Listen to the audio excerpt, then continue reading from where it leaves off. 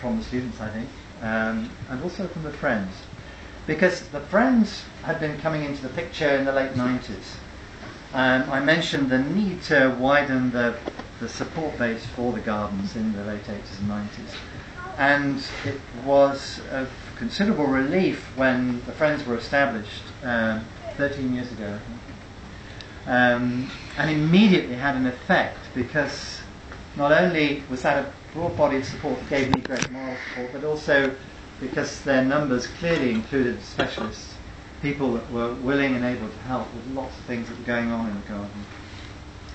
And straight away I was able to take advantage of people that were good at orchids. Simon, Botanic, actually former student, but typical of the Friends that come in a voluntary capacity and help, in Simon's case with the orchids.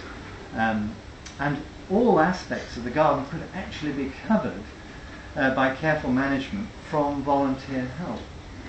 And so, although I didn't have by then more than one gardener, and now none, in a sense I had a wider workforce, albeit voluntary, but one which was incredibly enthusiastic, very knowledgeable, and essentially just needed managing and organising to reach the potential that they had.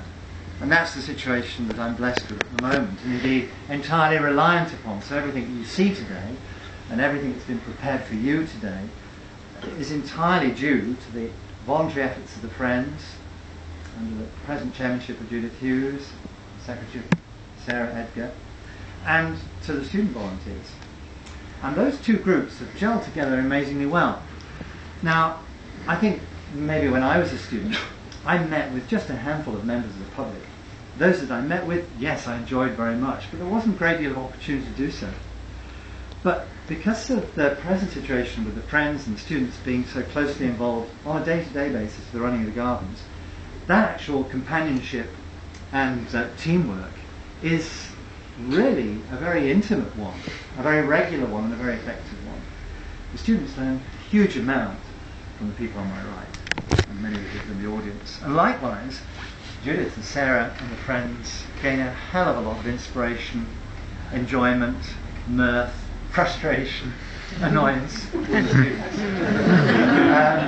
The students never say no, as you will gather, I'm sure, from what they say. They're always optimistic. They're incredibly naive sometimes. Wow, that's great, because then you think differently. You think the world is going to work out for you, either as an individual or for Treborth. You don't say no. You don't take no for an answer. And that's what they did, and have done for several years since 2006, when things were really tough. So the student involvement has been an uplifting one, in the sense that young people always are. The Friends' involvement has been one of steadying the ship, but giving the vital day-to-day support, as well as increasingly strategic support for new ideas. The wildlife pond, for example, that would never have got off the ground without the strategic planning of Jerry Downing and the team, the ideas from Tom Cockville, a recent graduate. Put those two together and you get a wildlife pond. If it had been up to me, we'd have still been digging a hole. So it's really important for both groups to work closely together, for the students to see how teamwork can work amazingly well. You never get anything done on your own, believe me. You've got to work as a team, and it's very important to develop that skill. The Friends have years of experience of that, and the students are very quick learners. So if you look at the base I've got in terms of help for the gardens, I couldn't ask for more. But on the other hand, we need to be working in an atmosphere of some little security. And I sense that the situation is still very vulnerable.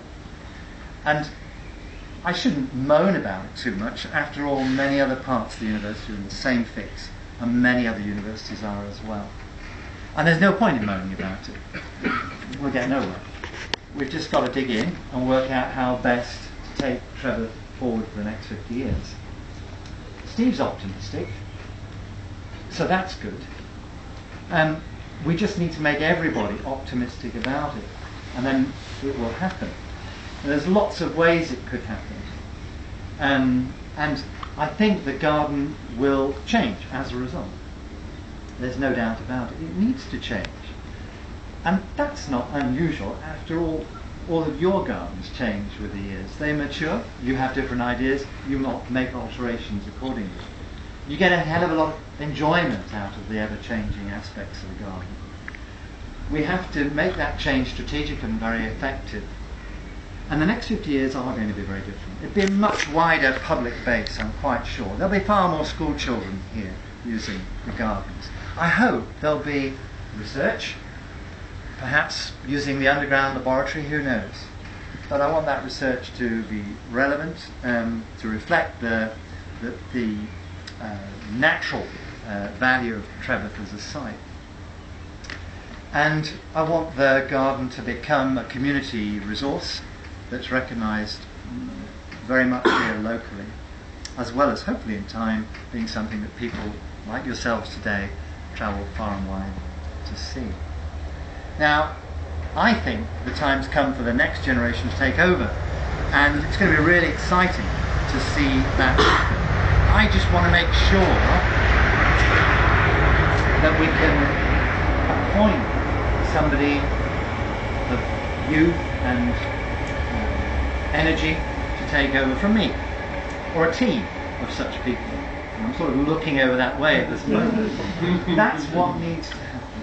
We need to entrust somebody with that job, just like I was entrusted 34 years ago, almost to the day.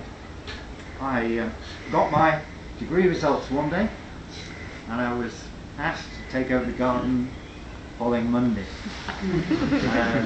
So I was very lucky indeed, and I have John Harper to thank for that. And it was a big gamble, because the previous curator, Lembeer, wonderful plantsman, fantastic authority on plants, had left for pastures new, and there was an interregnum and a garden to look after, and just because I'd done my final year project in the garden, John Harper thought, here's the man for the job. I was taken into the Vice Chancellor's office at the time, the council chamber, sat down with him and with John Harper, given a half an hour interview and told I got the job.